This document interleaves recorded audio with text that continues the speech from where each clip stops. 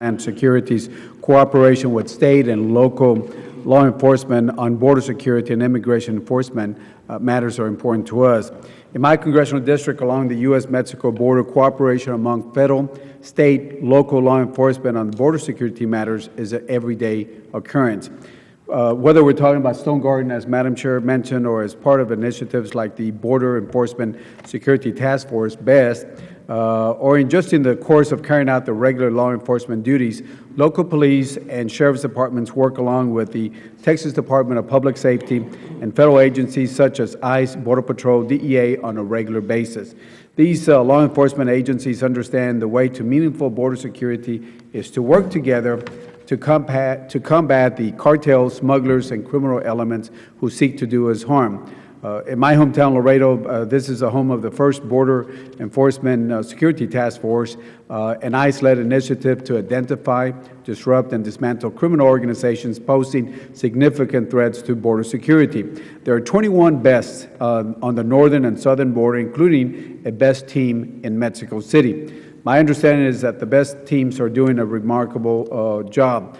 From an operational standpoint, BEST teams are able to share critical information real-time on accounts of their working environment, which is in very close proximity to one another. Teams comprise of personnel from ICE, CBP, ATF, DEA, FBI, various sheriff's departments, local police, Mexican Secretaría de Seguridad Pública, or SSP, etc., that usually work together in the same building or facility.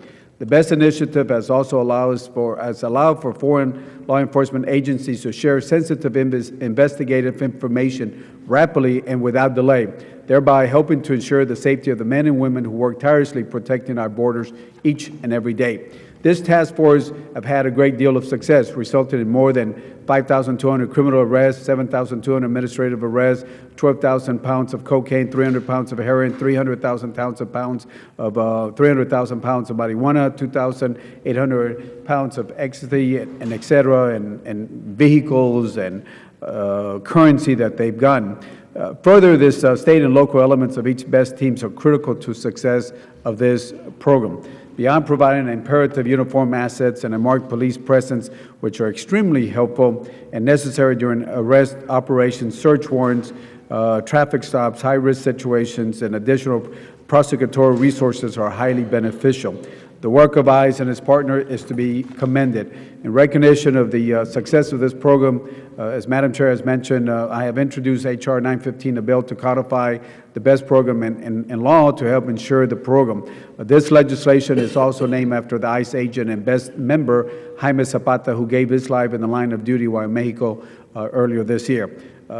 Chairwoman Miller has indicated her strong support of this BEST program, and I look forward to working with the Chairwoman on this important bill. I would also like to highlight the important supporting role that state and local enforcement, law enforcement play in the federal government of border security. Often, these local officers are the first-line defense when it comes to border-related criminal activity, and without their efforts, the border and the people living along our border communities would not be secure. So I thank all the witnesses for being here, and thank you for the good work that you all are doing, and look forward to hearing your testimony. Thank the gentleman. The Chair would now recognize the ranking member of the full committee, the gentleman